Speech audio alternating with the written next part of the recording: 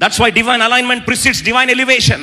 దేవుడు హెచ్చించాలంటే దేవుని ప్రణాళిక ఉన్న వారిని తీసుకొచ్చి దేవుడు నీతో కలుపుతాడు. అందుకొరకు బైబిల్ సెలవిస్తుంది, before God wanted to promote you, he always allowed someone to provoke you. దేవుడిని హెచ్చించాలంటే రెచ్చగొట్టే వాళ్ళని దేవుడు పంపిస్తాడు నీ జీవితంలో. అదేంటి రెచ్చగొట్టే వాళ్ళని పంపిస్తాడా దేవుడు?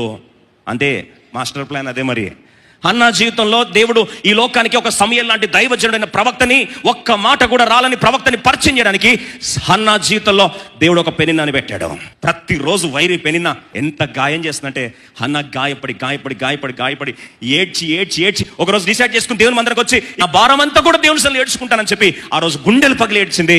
అంతే, అక్కడ ప్రెషర్ వచ్చింది, అక్కడ రెచ్చగొట్టారు, ఏడ్చి దేవుని దగ్గర ప్రార్థించింది, అక్కడ పుట్టాడు. ఈ జీవితంలో సమయాలు రావాలంటే పెనిన్నాలు ఉండాలి.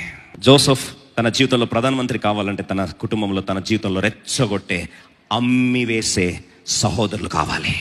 నిర్దాక్షిణంగా ఒక అంగడి వస్తువులాగా అమ్మేసే సహోదరులు ఉంటేనే, గుంతలో పారేసే వాళ్ళు ఉంటేనే, అమ్మేసుకునే వాళ్ళు ఉంటేనే యోసేపు ఏమవుతాడు? ప్రధానమంత్రి అవుతాడు.